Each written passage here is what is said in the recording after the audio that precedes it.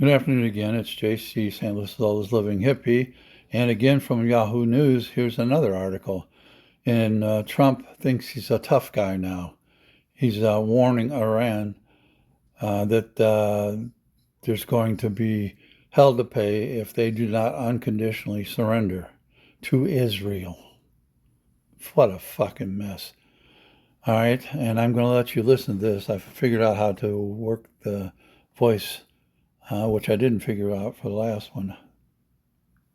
Trump says the U.S. knows where Iran's Khamenei is hiding and urges Iran's unconditional surrender. Published by Yahoo. Washington, AP. President Donald Trump said Tuesday the U.S. knows where Iran's supreme leader Ayatollah Ali Khamenei is hiding during the Israel-Iran conflict but doesn't want him killed, for now. Trump urged, in a social media posting, Iran's unconditional surrender, as the 5-day conflict continues to escalate. We know exactly where the so-called supreme leader is hiding, Trump added. He is an easy target, but is safe there. We are not going to take him out, kill, at least not for now. But we don't want missiles shot at civilians or American soldiers. Our patience is wearing thin. Trump's increasingly muscular comments toward the Iranian government come after he urged Tehran's 9.5 million residents to flee for their lives as he cut short his participation in an international summit to return to Washington for urgent talks with his national security team. The comments about Khamenei and calls for surrender came shortly after Trump in a separate posting touted complete control of the skies over Tehran. Trump in the opening days of the conflict rejected a plan presented by Israel to kill Khamenei, according to a U.S. official familiar with the matter, who was not authorized to comment on the sensitive matter and spoke on the condition of anonymity. The Israelis had informed the Trump administration that they had developed a credible plan to kill Khamenei. But White House officials informed the Israelis that Trump opposed such a move. Administration officials were concerned that the plan to kill Khamenei could inflame the conflict and potentially destabilize the region. Trump returned to the White House from his abbreviated trip to the Group of Seven summit in the Canadian Rockies early Tuesday at a moment of choosing in his presidency. Israel, with 5 days of missile strikes, has done considerable damage to Iran and believes it can now deal a permanent blow to Tehran's nuclear program, particularly if it gets a little more help from the Republican president.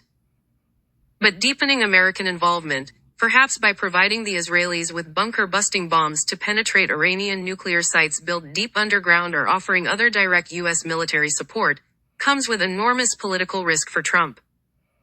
Trump, as he made his way back to Washington, expressed frustration with Iranian leaders for failing to reach an agreement. He said he was now looking for a real end to the conflict and a complete give-up of Tehran's nuclear program. They should have done the deal. I told them, do the deal, Trump told reporters on Air Force One. So I don't know. I'm not too much in the mood to negotiate. Trump, the great negotiator, like Horace Greeley or whatever, go west, young man, or who was it? Was it Horace Greeley who was the great orator? I don't remember. He was the one that advocated against evolution being taught in the schools in the Scopes trial. Anyway, Trump thinks he's got the power to negotiate a deal here. Trump has no power to make either Israel or Iran do anything. And he's sticking his nose in there, and he's going to get it shaved off. It'll be no-nose Trump because if he doesn't get us into a war where our soldiers are over there fighting and dying, he's not going to do anything. And that's the fact. He's not capable of telling any of these countries what they should do. They just look at him like, what an idiot. So they're not listening to him. There's no way. He thinks he's a big shot because he's the president and he's getting in the middle of this conflict. But the conflict keeps escalating. So Trump, what are you doing?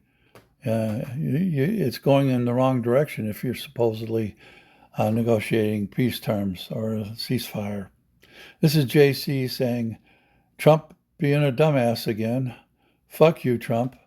And To all my friends, family, followers, subscribers, I love you all. Pox and more, Jack. Keep on trucking.